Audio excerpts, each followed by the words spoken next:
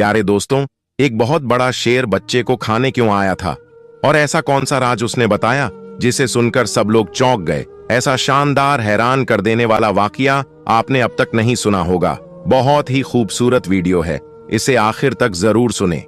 Video को एक like के साथ चैनल को सब्सक्राइब कर लें और बेल आइकन बटन को ऑन कर लें। प्यारे दोस्तों, एक अल्लाह वाले जो बहुत बड़े नेक बुजुर्ग थे और बहुत दूर दूर तक पहचाने जाते थे। आप किसी दरख्त के नीचे बैठकर लोगों को दीन की तालीम दिया करते। आपके इल्म और अच्छे अमल की वजह से लोग बेहद इज्जत किया करते थे और आपकी मोहब्बत में दूर तक लोग सफर करके भी आपके पास आकर इस्लाम सीखते। अल्लाह वाले की मीठी बातें उनके दिल में घर कर लेती। इतनी बड़ी शख्सियत होने पर भी कभी उन्होंने गुरूर ना करते। अपने हाथों से आप मेहनत करते, जो मिलता उस पर रब का शुक्र करते, कभी ज्यादा की तमन्ना ना की, जो मिला उस पर शुक्रगुजारी की। यही बात अब अपने शागिर्द को भी बताया करते। अल्लाह की मर्जी पर राजी रहने वाले हजरत सबके दिल की बात को सुनते और समझते थे। जो आपको मानते थे वह आपकी बहुत इज्जत करते थे और जिनको इस्लाम के बारे में कुछ नहीं मालूम होता था उन तक हर मुमकिन कोशिश करते कि दीन का यह पैगाम पहुंचे। दीन का यह पैगाम तो आप सदियों से देते चले आ रहे थे और इसमें शामिल थे आपके बहुत से उस्ताद जो अक्सर आपको सफर करने की सलाह देते, क्योंकि सफर से ही तो मंजिल मिलती है, सफर में ही बरकत होती है। अपनी उम्र के 70 से 80 साल गुजरने के बाद बहुत कम ऐसी जगह थी जहां आप तशरीफ ना ले गए हों, पर अब भी कुछ अनोखा होना बाकी था। एक दिन आप तस्बीह पढ़ रहे थे कि हल्की सी नींद आ गई। उसमें आपने एक अजीबो गरीब ख्वाब देखा जिसमें आपको कुछ इशारा दी जा रहा था कि जैसे कहीं किसी को आपकी जरूरत है। जब आपके शागिर्द आपके पास आकर बैठे तो आप सामान बांध रहे थे। उन्होंने कहा, आप कहीं जा रहे हैं? आप फरमाने लगे, हां, मुझे एक बहुत जरूरी काम है, काम से किसी दूसरे गांव जाना है। तुम लोग अपना ख्याल रखना, मैं जल्द वापस लौट आऊंगा। यह कहकर आप सफर करने लगे। यह सफर बहुत दूर का था। अल्लाह को अपने दिल में बसाए, अल्लाह पाक की बनाई हुई दुनिया की आप खूबसूरती देखते हुए चले जा रहे थे कि एक गांव नजर आया। उन्होंने दिल में कहा कि नमाज का वक्त हो रहा है, मैं नमाज पढ़ लेता हूं। यह सोचकर आप गांव में तशरीफ ले आए। उस गांव के चारों तरफ एक बहुत घना सा जंगल मौजूद था। उससे गुजरकर आप उस गांव में आए थे। उस जंगल से जंगली जानवरों की भयानक आवाजें भी आ रही थीं, पर आप किसी से नहीं डरे और बगैर परवाह किए गांव में आए। दोपहर का वक्त था, सब औरतें घरों में थीं और मर्द खेतों में काम करने गए हुए थे। अब इजाजत लेने की जरूरत तो थी नहीं, क्योंकि वहां पर कोई भी मौजूद नहीं था। तो अल्लाह वाले एक पेड़ के नीचे आ गए और एक मटके से पानी निकालकर पहले अपनी प्यास बुझाई और फिर वजू करके आप इबादत करने लगे। आप आस पास के लोगों से बेखबर थे कि लोग अपने खेतों से खाना खाने के लिए अपने गांव लौटे थे। उन्होंने देखा एक अजनबी बुजुर्ग अजीब अंदाज में कुछ किए जा रहे हैं। उस गांव में रहने वाले दीन इस्लाम को जानते ही नहीं थे, तो नमाज के बारे में उन्हें क्या मालूम होता। उनके गांव में तो अब तक कोई इस्लाम की बात करने आया ही नहीं था, क्योंकि वो लोग बहुत कठोर थे और अपने मजहब के लोगों को ही उस गांव में बर्दाश्त करते थे। कोई अगर गैर शख्स वहां आ जाता तो उसे मारकर बाहर निकाल देते। उसे गांव के सब लोग मिलकर उसको दर्दनाक सजा देते कि वह आने वाला शख्स चाहे जितना बहादुर होता, वो डर के मारे अपना मजहब बदल लेता। उनके गांव के पास जंगल से कोई दरिंदा भी उनके गांव में नहीं आता था, जबकि उस जंगल में शेर और दूसरे खूनखार जानवर भी रहा करते, पर कोई अब तक उनकी बस्ती में घुसा नहीं था। इसी बात का सबको घमंड था कि हम जैसा बहादुर तो कोई आया नहीं। मजबूत जिस्मों वाले भी चींटी की तरह मसल दिए जाते। अल्लाह वाले के कमजोर सराब झुकी कमर को देखकर वो लोग आवाजें कसने लगे। अब अल्लाह वाले तो उनकी आवाज नहीं सुन रहे थे, क्योंकि आपकी नमाज इतनी पक्की थी कि इधर उधर की आवाज नहीं सुनाई दे रही थी। ध्यान था तो सिर्फ उसकी तरफ जिसकी इबादत कर रहे थे।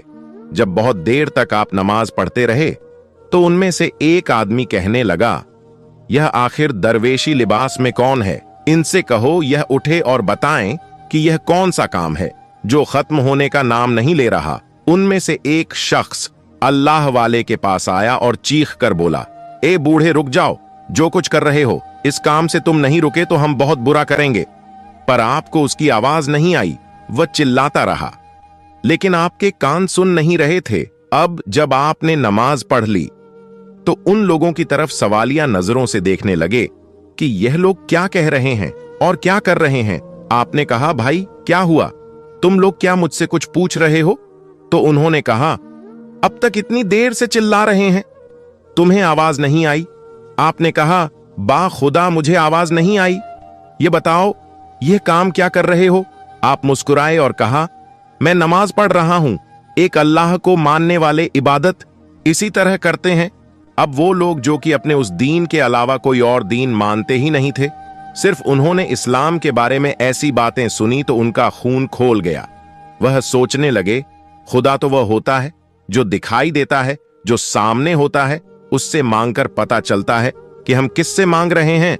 जो नजर नहीं आ रहा उस अनदेखे खुदा से कौन क्या लेता है। अल्लाह वाले की समझदारी वाली बातें उनकी समझ से बाहर थी। आपके चेहरे पर बहुत सुकून था और उस सुकून से उनको जलन हो रहा था, क्योंकि अब तक उनके गांव में आने वाला शख्स डर कर भाग जाता था और उन सबके मजबूत लंबे चौड़े जिस्म देखकर उसकी पेशानी से पसीना टपकने लगता। यह कौन बूढ़ा इंसान था जो उनको इतने गुस्से में देखकर भी इतना शांत खड़ा था?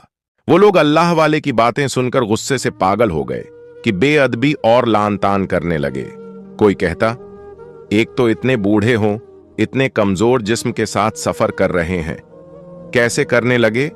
फिर किसी अजनबी गांव में घुसकर ऐसी अजीबोगरीब बातें कर रहे हो जिनका कोई सर न पैर। एक और बोला, यह शख्स हमारे दीन के खिलाफ बातें कर रहा है। इसका उम्र की लिहाज किया मगर यह बाज नहीं आया। वो लोग बदतमीजी पर बदतमीजी किए जा रहे थे।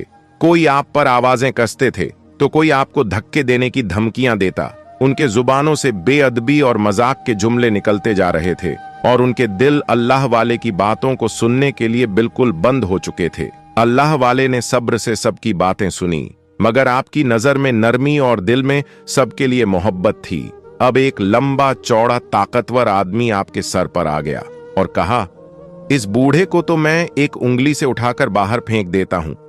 वो यह करने ही वाला था। उनका एक बुजुर्ग बोल पड़ा, नहीं, इसने हमारी मूर्ति की अपमान की है जिसकी हम इबादत करते हैं, इसलिए यह सजा कम है। कैसे गांव से बाहर उठाकर फेंक दिया जाए? हम इस गांव में रखेंगे, यह हमारे घर पर नौकर बनकर रहेगा। मैंने अपनी किताब में पढ़ा है कि एक मुसलमान इधर आएगा और हमारे दिलों को हमारे मजहब से हटाएगा, हिंसा फैलाएगा, यानी हम सबको लड़वाएगा। उसे रोकने के लिए कुछ ना कुछ तो करना पड़ेगा। उसकी बातें सबके पल्ले पड़ गईं कि मुसलमान तो वाकई इसी नियत से हमारी बस्ती में इजाजत के बगैर दाखिल हुआ है। अल्लाह वाले को गांव वालों ने तंग करने का इरादा कर लिया था। गांव के सब लोग उस बूढ़े बुजुर्ग की बात मान चुके थे जिसने कहा था कि अल्लाह वाले को यूं गांव से बाहर निकाल देना काफी नहीं। उनका मंसूबा यह था कि उन्हें गांव में ही कैद करके इतना तंग किया जाए कि उनकी जिंदगी बोझ बन जाए और वह खुद मौत की दुआ मांगने लगे। गांव में ऐलान कर दिया गया कि यह बूढ़ा मुसलमान है, इसे किसी तरह भी सुकून से ना बैठने के लिए दिया जाए। इस ऐलान के बाद गांव के लोगों ने अल्लाह वाले पर जुल्म और तंग करने के तरीके इख्तियार कर लिए। कभी उनके रास्ते में कांटे बिछा दिए जाते ताकि जब वह चलने लगे तो उनके पैरों में कांटे चुभे और हर कदम उनके लिए चलने में बहुत तकलीफ हो। कभी भी उनके सर पर पत्थर फेंके जाते और जब आप डर से बेचैनी में रहते तो लोग हंसने लगते और मजीद आवाजें कसने लगते। छोटे बच्चे भी उन जालिमों के कहने पर अल्लाह वाले का मजाक बनाते, उनकी हालत पर हंसी उड़ाते। कभी उनकी लाठी छुपा दी जाती ताकि उसे चलने में मुश्किल हो जाए और जमीन पर गिर जाए, और जब वह जमीन पर गिरते तो बच्चे और बड़े सब उनका मजाक बनाते। कभी उन पर कीचड़ फेंक दिया जाता ताकि उनका लिबास और जिस्म गंदा हो जाए। आप उस जुल्म और शरारतों को सब्र से बर्दाश्त करते कि वो जानते कि अल्लाह के रास्ते में तकलीफें उठाना उनके ईमान का हिस्सा है। जब भी वह इबादत के लिए बैठते तो कोई ना कोई शख्स शोर मचाकर उनका ध्यान भटकाने की कोशिश करता। साफ जगह गंदगी फेंक दी जाती। गांव वाले दरवेश अल्लाह वाले को हर मुमकिन तरीके से तकलीफ देना चाहते थे, मगर आपने हर अजियत को अल्लाह की रजा समझकर कबूल किया। अल्लाह वाले के दिल में उन सबके लिए मोहब्बत थी और वह दुआ करते थे कि अल्लाह पाक उनको हिदायत दे और उनके दिल नर्म कर दे। लेकिन आप जानते थे कि अल्लाह की राह पर चलना आसान नहीं है। उस गांव में कोई एक भी अच्छा इंसान नहीं था, वरना इंसान के दिल में अच्छाई तो होती ही है। जो दूसरे इंसान के साथ नेक सुलूक करता है वह कोई भी हो, पर मालूम होता था कि उनको घुट्टी में ही घोलकर यह पिलाया गया है और सिखाया गया है कि तुम्हें किसी पर रहम नहीं करना। उस गांव में मर्द तो मर्द, औरतें भी सख्त दिल और बेरहम थीं। उनके दिलों में ना तो किसी बुजुर्ग का एहतराम था और ना ही हमदर्दी। उनकी अकड़ और गुरूर बढ़ता ही जा रहा था। उनके दिल सख्त और उनके जबानें तल्ख थीं। गांव की औरतें बड़ी मगरूर थीं और शायद इसकी वजह यह थी कि वह हर साल एक बेटे को जन्म देती थी जिस पर उन्हें बड़ा ही नाज था। उन औरतों के दिल में दुनिया की नेमतों पर इतना गुरूर था कि वह खुद को बेहद ताकतवर और हसीन मल्लिकाएं समझने लगी थीं। उनकी जिंदगी में किसी चीज की कमी ना थी। जो चाहती वही मिलता, जो कहती पूरा हो जाता। यह लोग इस कदर ऐशो आराम में मग्न थे कि उन पर कभी कोई मुश्किल या आजमाइश ना आई थी। हर औरत का बेटों को पैदा करना, माल और दौलत की फरावनी और जिंदगी में आसानी ने उन्हें घमंड में मुब्तला कर दिया था। अल्लाह के हुक्म और इबादत की उन्हें कोई परवाह ना थी। अल्लाह को वह जानती नहीं थी और वह खुद को हर तरह की जरूरत और आजमाइश से परे समझती थी। गांव की उन औरतों के गुरूर का आलम यह था कि वह अल्लाह वाले को न सिर्फ हकीर समझती, बल्कि उनकी बेइज्जती करने के लिए भी कोई मौका हाथ से जाने नहीं देती। उनके दिलों में जर्रा बराबर भी रहम ना था। उन औरतों ने कभी जिंदगी में कोई इम्तिहान या तकलीफ नहीं देखी थी जिससे उनके दिल सख्त और बेहिस हो गए थे। उनके लिए जिंदगी ऐशो आराम की कोई दास्तान थी और उन्होंने कभी सोचा भी नहीं था कि यह दुनिया फानी है, मिट जाने वाली है और यह नेमतें आजमाइश भी हो सकती हैं। अल्लाह वाले ने उन सबके रवैया को देखकर दिल में सब्र किया और दुआ की अल्लाह पाक इन सब को हिदायत दे। घमंड ने इनको कहीं का ना छोड़ा था। अल्लाह वाले के गांव से बाहर जाने के सारे रास्ते बंद कर दिए गए थे, इसलिए आप जानते थे कि ना चाहते हुए भी आपको वहां पर रहना है। उस गांव के बाहर जो जंगल था वहां पानी का एक कुआं था जिससे सब पानी पीता। अल्लाह वाले के आने से पहले उन औरतों की खिदमत गुजार औरतें यानी नौकरानी या उस कुएं से पानी भरकर लाती थीं। लेकिन अब चूंकि आपको सजा दी जा रही थी, इसलिए आपको पानी भरने के लिए मजबूर किया जाता। कुआं कोई बहुत पास नहीं था, बल्कि दूर चलकर जाना पड़ता था। सोचने की यही तो बात थी, उस कुएं से पानी भरना और फिर मटके उठाकर वापस लाना। एक बहुत मुश्किल काम था, लेकिन गांव की औरतें आप पर अपने पानी के बर्तन थोप देती और आपको एक के बाद एक भारी बर्तन भरकर लाना पड़ता। हर बार जब वह कुएं से पानी भरते तो औरतें जानबूझकर मजीद बर्तन थमा देती ताकि उनका कमजोर जिस्म इस बोझ को बर्दाश्त ना कर सके। आपके थकन को नजरअंदाज करके वह उनकी बेबसी पर हंसती रहती। अल्लाह वाले भूखे प्यासे सबके काम करते। किसी मुलाजिम की तरह अल्लाह वाले को वहां रहते हुए 1 महीना हो गया था। इस बीच उन लोगों ने नाको चने चबा दिए थे कि वह लोग आपको नमाज भी पढ़ने नहीं देते। एक दिन आपने दुआ की, रब्बे अजवजल रब्बुल आलमीन, तू जानता मेरी नीयत क्या है, पर यह लोग मुझे तंग करने से पीछे नहीं हट रहे। तू जानता है कि मैं दिन भर नमाज नहीं पढ़ता। अब मैं रात में जो नमाज पढ़ूं तो उसे कबूल कर लेना। मुझे तू कामयाब करना, जो असल में मेरे मजहब इस्लाम की कामयाबी है। एक दिन की बात है, दिन भर आप काम करके बहुत थक गए थे, पर जुबान से कोई शिकवा नहीं किया। अब रात में आपने अल्लाह का जिक्र शुरू कर दिया। गांव में चहल पहल शुरू हो गई कि जैसे कोई बहुत अनहोनी सी हो गई है। अल्लाह की करनी हुई कि किसी का ध्यान आपकी तरफ नहीं गया, यानी आपको इबादत करने से कोई रोकने नहीं आया। सब अपने कामों में लगे रहे, यहां तक कि सुबह का उजाला फैल गया। आपने फजर की नमाज भी पढ़ ली थी। अब उनमें से एक औरत आपके पास आई और कहा, ए बूढ़े, क्या तुम्हें खबर मिली है क्या? आज हमारे गांव की सबसे खूबसूरत औरत ने एक बच्चे को जन्म दिया है। वह मेरी बहू है। यह उसकी पहली औलाद है। बेटा हुआ है। बेटा, यह हमारी खुशनसीबी है, इसलिए बहुत बड़ा जश्न मनाया जा रहा है। इस जश्न को मनाने में तुम हमारा साथ दोगे तो काम करने के लिए तैयार हो जाओ और कमर कस लो। फिर वो वहां से जाने लगी, लेकिन पलट कर आई और कहा कि चलो, आज इस खुशी में मैं तुम्हें 2 रोटी खिला देती हूं ताकि तुम्हारे अंदर ताकत रहे। आप मुस्कुरा दिए। उसने कहा, कमाल की बात है कि इतने काम करने पर भी मुस्कुरा रहे हो। किस मिट्टी से बने हो जो खामोशी से चुप करके सब काम करते हो और कुछ नहीं कहते? तुम्हारी जान की तुम्हें कोई फिक्र नहीं है या कुछ और सोच रहे हो? आपने कहा, नहीं, मैं अल्लाह पाक के हुक्म से इस गांव में आया हूं और उसके हुक्म से यहां से चला भी जाऊंगा। हर एक पर उसकी मर्जी चलती है। हम तो बस कठपुतलियां हैं जो उसके इशारों पर चलते हैं और उसके हुक्म के इंतजार में रहते हैं। वह चिढ़कर बोली, फिर से अपने अल्लाह की बात करना शुरू कर दी। तुम्हारी सजा यही है कि तुम हमारे सारे काम करो। अब मैं तुम्हारे पास पानी के बर्तन लेकर आती हूं। एक एक करके तुमने वह पानी के मटके भर कर लाने हैं, क्योंकि बहुत बड़ी दावत है और पानी की कमी नहीं होनी चाहिए। खाने में भी वह पानी इस्तेमाल होगा और पीने के लिए भी जल्दी से तुम काम की तैयारी करो। मैं गांव की और औरतों के साथ आती हूं। यह कहकर वह औरत चली गई और फिर बहुत सारे औरतें पानी के बर्तन लाई। आपने अल्लाह का नाम लिया और दुआ की, रब्बे करीम, तुम मुझे हिम्मत ताकत देना कि मैं यह काम कर सकूं। मेरे दिन का नाम नीचे नहीं होने देना। तू सबसे बड़ा है और सबसे बड़ा रहेगा, अल्लाहू अकबर। कहकर आपने जितने पानी के बर्तन हाथ में आ सकते थे उठा लिए और कुएं की तरफ बढ़ गए। वहां पर पहुंचकर आपने बर्तन को भरा, फिर एक बर्तन सर पर और दूसरे बर्तन हाथ में पकड़कर आप चलने लगे कि पीछे से आपको किसी जानवर के दहाड़ने की आवाज आई कि जैसे कोई दांत निकाल रहा हो। आपने पलटकर देखा तो दरख्तों के पीछे से एक बहुत बड़ा शेर आपकी तरफ देख रहा था। आपने उसे कहा, ए अल्लाह के बनाए हुए, तू मुझ पर क्या हमला करने वाला है? वो जैसे आपकी बात को सुन रहा था और समझ रहा था।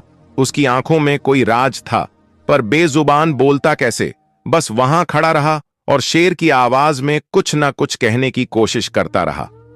आपने उसे इशारा किया, जाओ, समझ गया हूं मैं जो कहने आए हो, वक्त आने दो, जो चाहते हो जाएगा। आपके हुक्म पर वह वापस जंगल में चला गया। अपने बर्तन उठाए और गांव में आ गए। फिर बारी बारी सारे मटके पानी से भरे और वहां पर जमा कर दिए।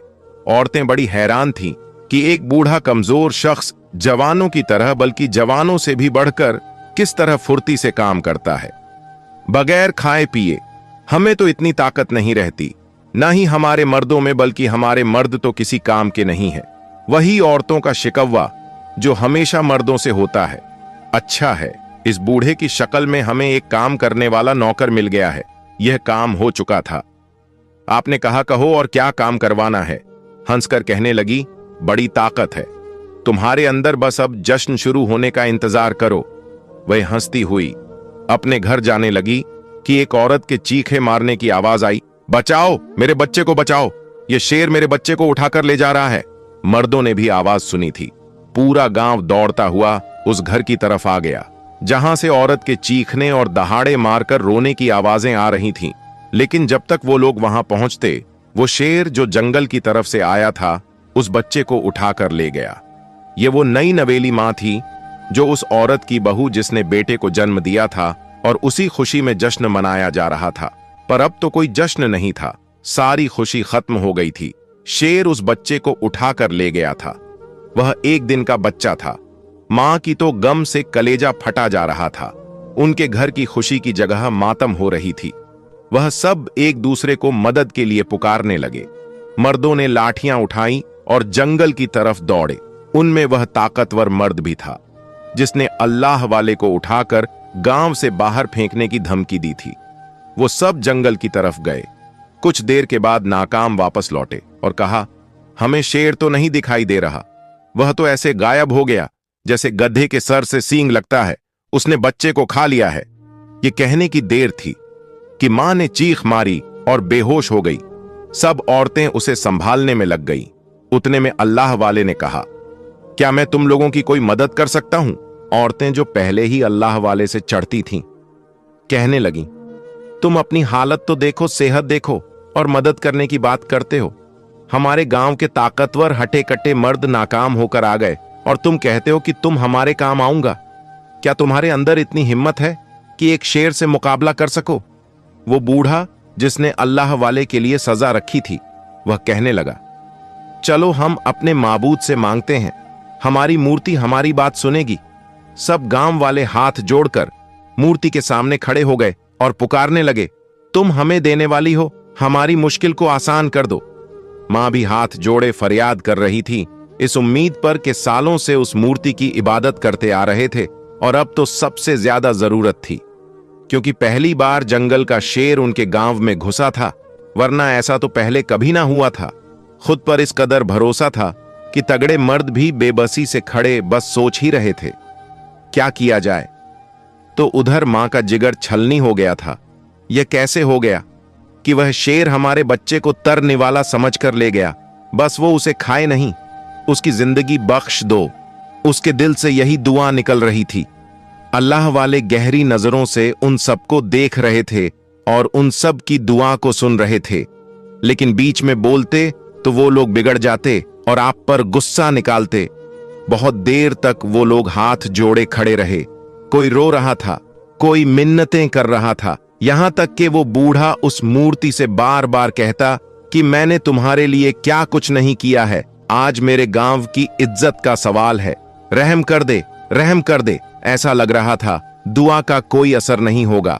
रात का अंधेरा चारों तरफ फैल चुका था। औरतों ने मर्दों से कहा कि जाओ, एक बार फिर से जंगल की तरफ जाओ और देख कर आओ, शेर हो सकता है, बच्चे को लेकर बैठा हो।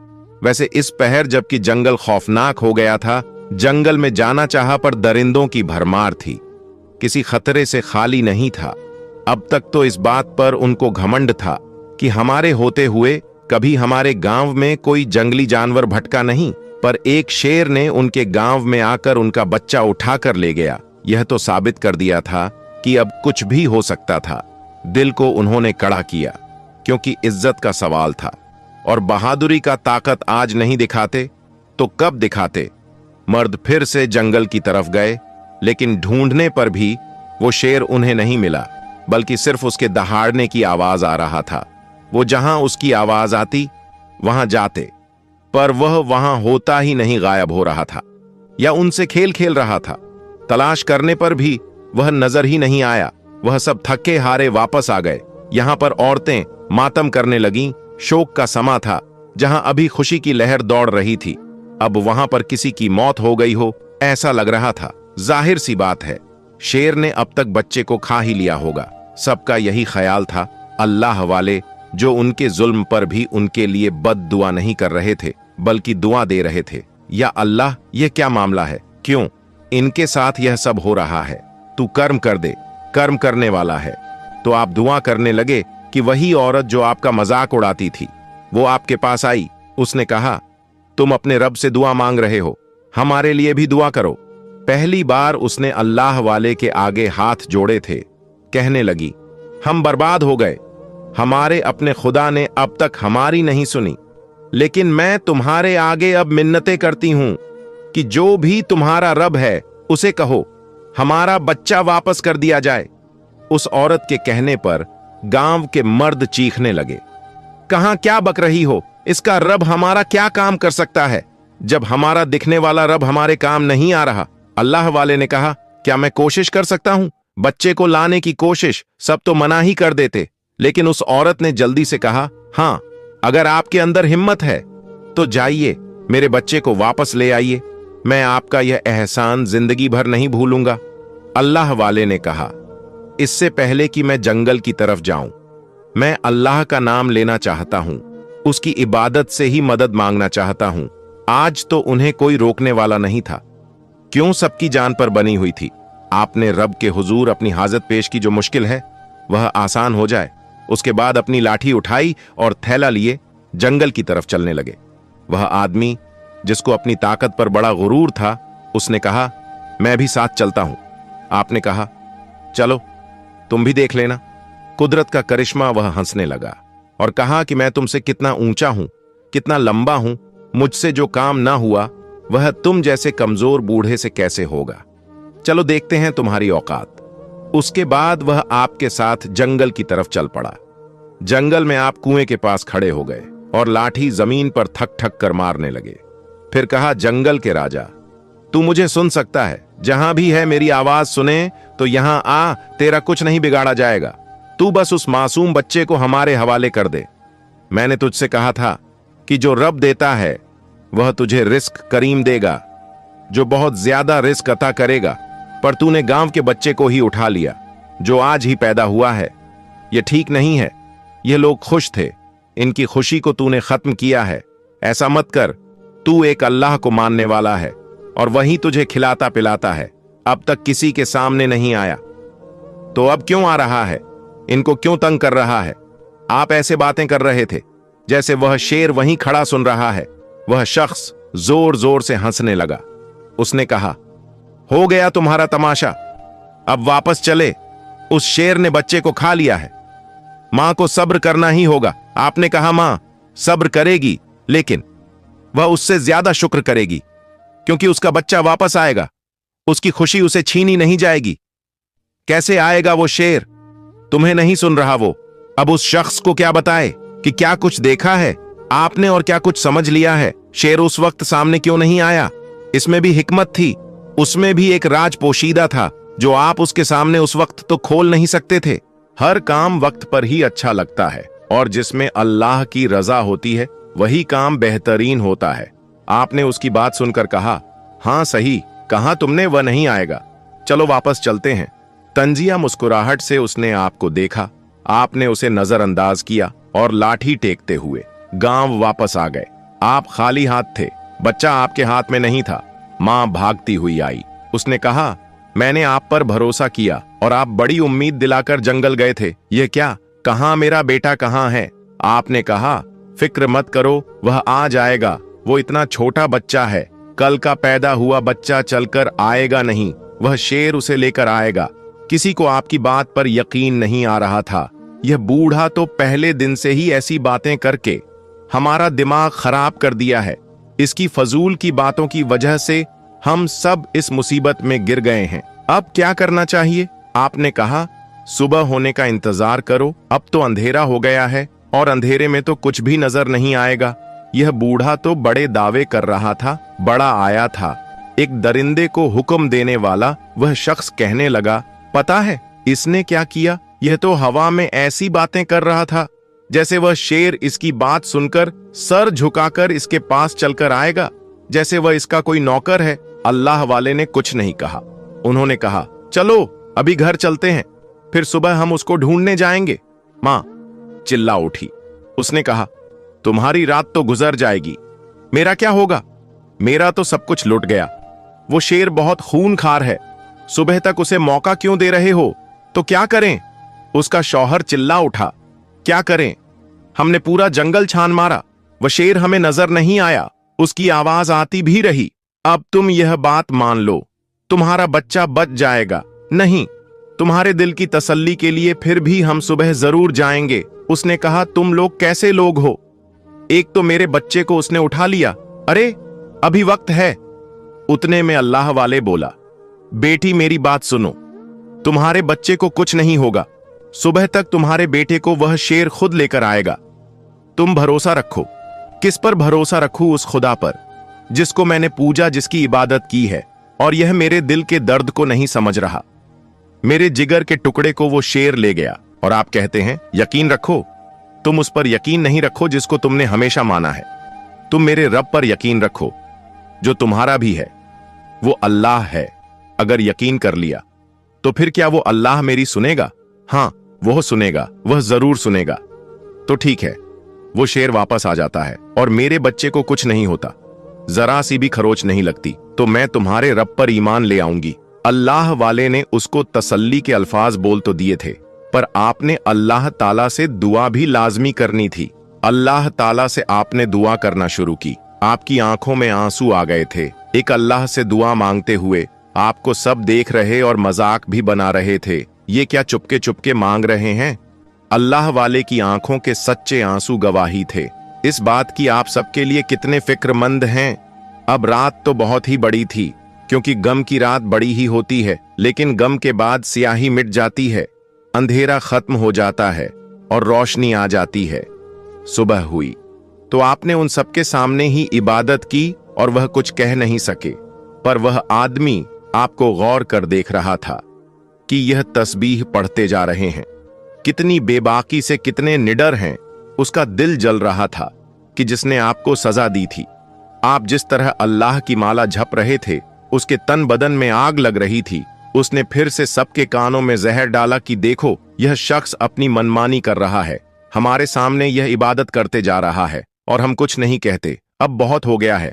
किताब में लिखा था ये मुसलमान हमें परेशान करने के लिए बहुत कुछ करेंगे, और देखो आज हम सब परेशान खड़े हैं। हमारी खुशी गम में बदल गई, इसको हम बहुत कड़ी सजा देंगे।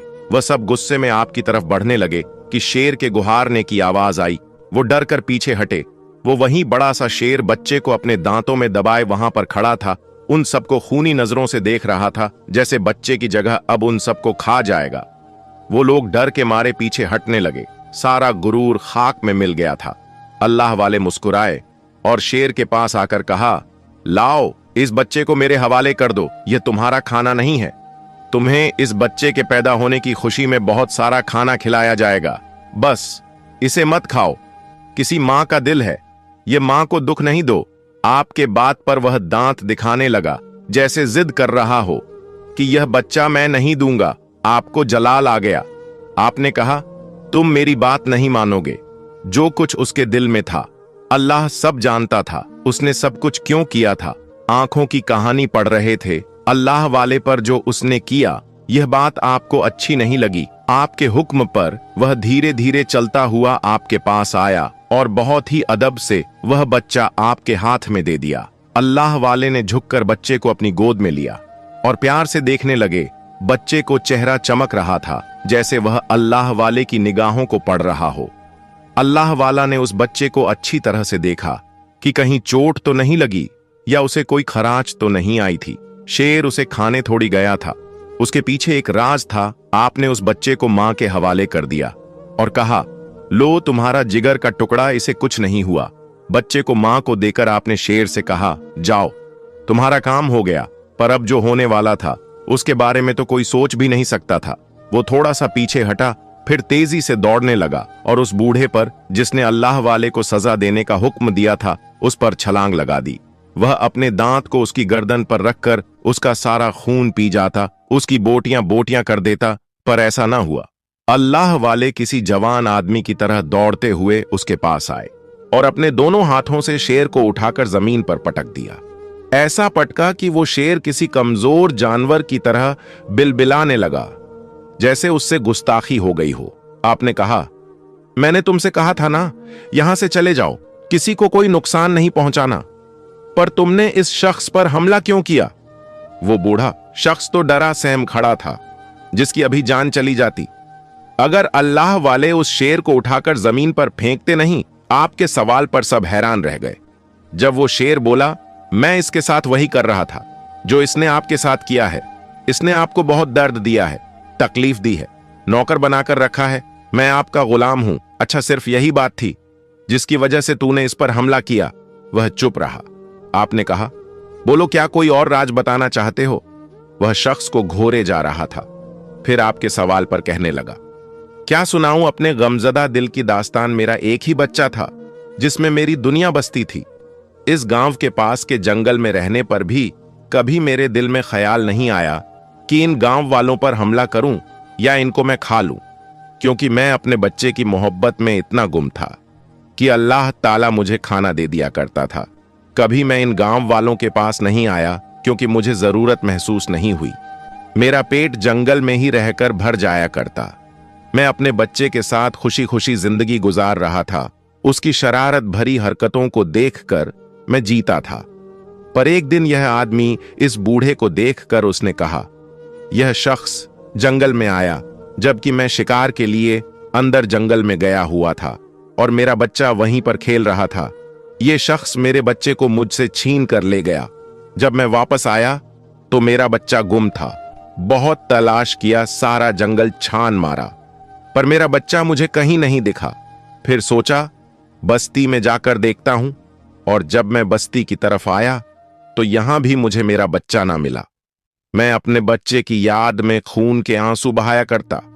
फिर अभी कुछ दिनों पहले मुझे पता चला कि मेरे बच्चे को मार दिया गया था और इस बूढ़े ने उसे मारा था। तभी मैं यहां आया और इन्हीं का एक बच्चा उठाकर अपने साथ ले गया।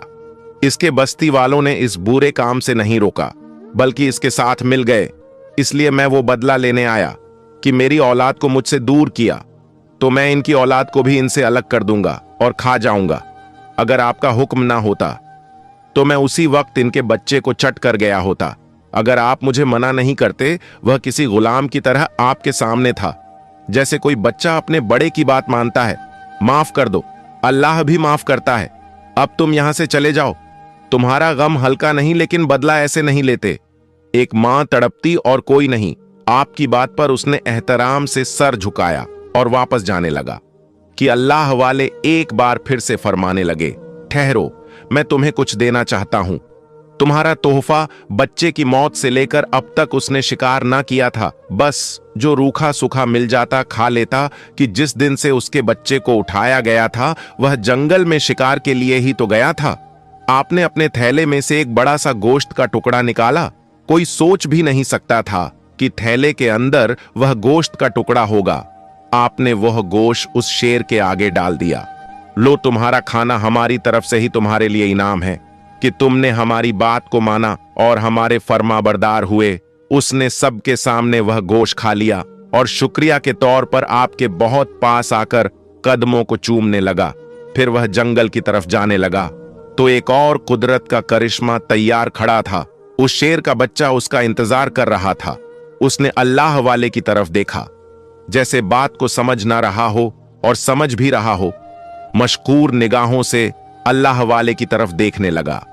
अल्लाह वाले ने फरमाया, तुम्हारे सब्र का मीठा फल जिस बच्चे को तुमसे ले लिया गया था, अल्लाह ताला ने वह बच्चा तुम्हें लौटा दिया है। अब इस बच्चे के साथ हंसी खुशी जिंदगी गुजारो और कभी इस गांव पर अब हमला नहीं करना, कुछ भी हो जाए। वह दौड़ता हुआ बच्चे के पास गया और खूब प्यार किया। फिर दोनों जंगल में चले गए। यह आंखों देखा सच कैसे हजम होता। वह सब हैरान थे कि जिन हजरत की हमने कदर नहीं की, जिनको हमने एक नौकर बनाकर पानी भरवाया, जिनको एक मामूली शख्स समझकर हमने हद कर दी, जुल्म की, पर इन्होंने उफ तक नहीं किया। और ये जानवर जो कि खूनख्वार है, दरिंदा है, जो एक झटके में किसी को भी मार सकता है, यह जंगली जानवर इनका इतना ताबेदार, इतनी मोहब्बत करने वाला, उन सबके दिल पिघलने लगे। वह शर्मिंदा हो रहे थे। एहसान पर एहसान जो कर दिया गया था, शेर तो अब वहां से जा चुका था। अल्लाह वाले उन सब की तरफ पलटे और कहा कि प्यारे गांव वालों, मेरा सफर इसी मकसद से यहां पर था कि यह शेर जिसके बच्चे को तुम लोगों ने मारा था, वह शेर तुम्हारे बच्चे को उठाने के और बदला लेने के लिए खोल रहा था।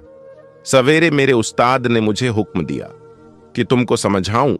मैं लफ्जों से समझाता, तुम लोग समझते नहीं, इसलिए अल्लाह ताला ने वह करिश्मा दिखाया कि यह शेर बोलने लगा और इसने खुद वह राज बता दिया कि यह सारी ताकत अल्लाह ताला की है, हम सिर्फ उसके एक नौकर हैं। क्या आप मानोगे? वो औरत बोल पड़ी जिसका वह बेटा था। उसने कहा, मैंने तो आपको उसी वक्त मान लिया था जब आप मेरे बच्चे के लिए जंगल में गए थे। अब मैं इन सब से कहती हूं कि जो कुछ हमने गुनाह किया है उसकी माफी मांगी जाए। सब इस बात का एहसास कर चुके थे कि औलाद तो जानवर की भी उतनी ही कीमती होती है। जैसे इंसान की किसी पर भी रहम करना ही तो असल इंसानियत है, जो उनके अंदर बिल्कुल नहीं थी। और खुदा तो सब पर मेहरबान ही होता है। बस इंसान अपने आप को बदल ले तो वो कभी शिकवा नहीं करता।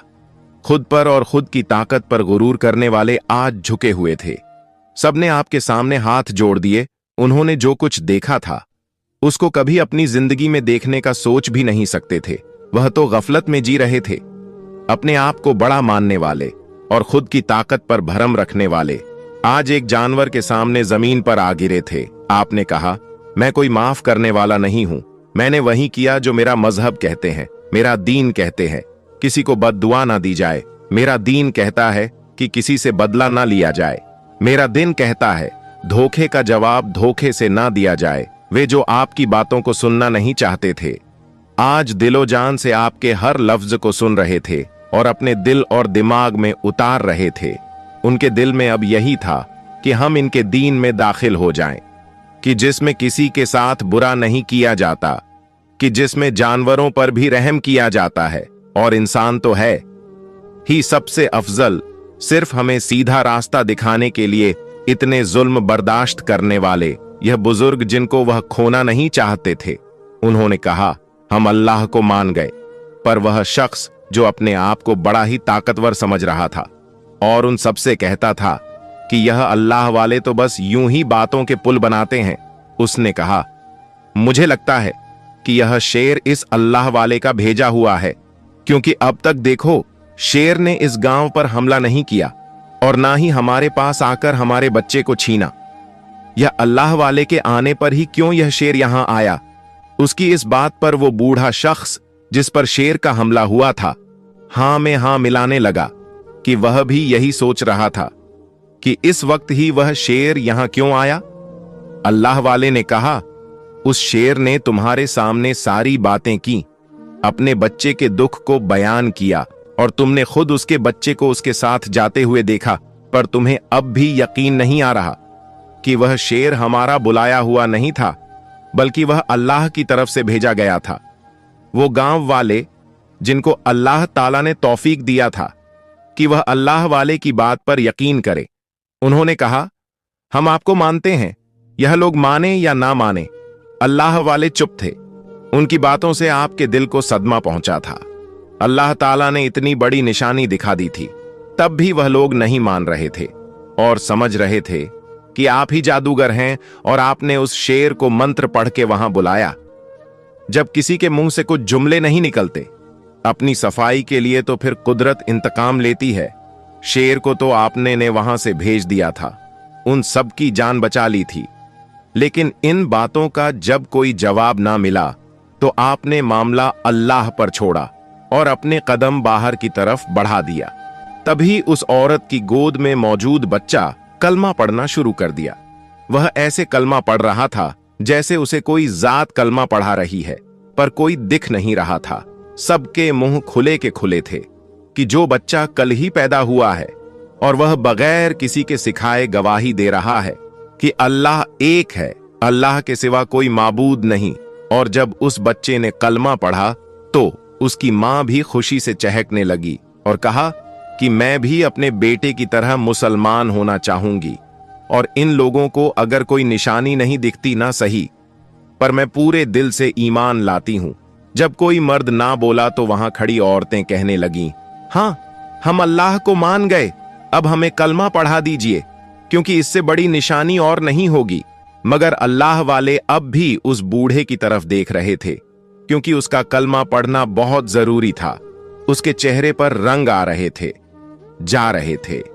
अल्लाह वाले ने उन सब मर्दों की तरफ देखकर कहा कि सिर्फ औरतों का भी मुसलमान होना लाजमी नहीं, बल्कि यहाँ के मर्द भी अल्लाह को माने तो बात होगी। आपकी बात में बहुत दम था कि सबने एक साथ कलमा पढ़ लिया, यहां तक कि उस बूढ़े ने भी आपके दीन को अपना लिया।